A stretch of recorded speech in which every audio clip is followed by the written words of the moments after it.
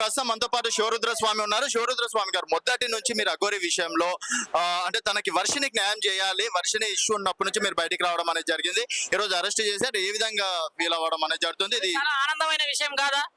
నువ్వు చెప్పు, ఒక గౌరవప్రదమైన తెలంగాణలో ఉన్నప్పుడు నీకు ఆనందం కాదా? ఒక అమ్మాయికి న్యాయం జరగాల ఆనందమే కదా.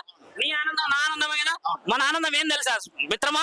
సనాతన ధర్మాన్ని న్యాయం గెలిపించడానికి ప్రయత్నించడం, అది నిజమైన ఆనందం. కాబట్టి ఈ రోజు ఆడపిల్లల తల్లిదండ్రులు బయటకు వచ్చారు, వాళ్ళ మామలు వచ్చారు అని అంటే న్యాయం ఉన్నది కాబట్టి వచ్చారు కదా.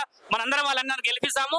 మీరందరూ సోదరులు మరియు మీడియా మిత్రులందరికీ కృతజ్ఞతలు కూడా ఎందుకు చెప్తున్నానంటే, మొదటి నుంచి మీరందరూ ప్రయత్నం చేసినందుకు ఇలాంటి ప్రయత్నాలు ఇంకా చాలా ఉన్నాయి ముందుకు. ఇప్పుడు మోకిలా పోలీస్ అధికారులు ఏం నిర్ణయం తీసుకుంటారో, ఇక్కడ తెలంగాణ కమిషనర్ గారు ఏం నిర్ణయాలు తీసుకుంటారో, కాబట్టి ఇదంతా చట్టపరంగా పోయే నిర్ణయం. కాబట్టి మీ అందరు కూడా చెప్పేది ఒక విషయం, న్యాయాన్ని నిర్ధారించాంత శివరుద్ర స్వామి అనే స్వామి కేవలం వర్షిని కోసమేనా, మిగతా ఆడవారి కోసం కూడా ఈ విధంగానే ఫైట్ చేస్తుంటాడా?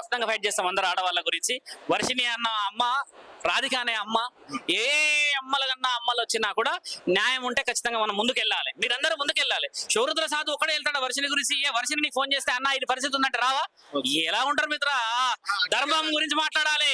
సాధు సత్పురుషులంగా వచ్చి ఎల్లూరు శ్రీనివాస్ ఎడ్డుకోవడానికి గల ముఖ్యమైన కారణం ఏంటంటే, రుద్రాక్షలు వేసుకొని చితాభస్మం రాసుకొని ఏది పడితే అది తిట్టడము, పోలీస్ అధికారులను తిట్టడము, రేవంత్ రెడ్డి గారిని తిట్టడము, సాధు సత్పురుషులను తిట్టడము, ఏది పడితే చేయడం, ఇలాంటివన్నీ చేసినందుకే ఆయన గారిని ఆపడం జరిగింది.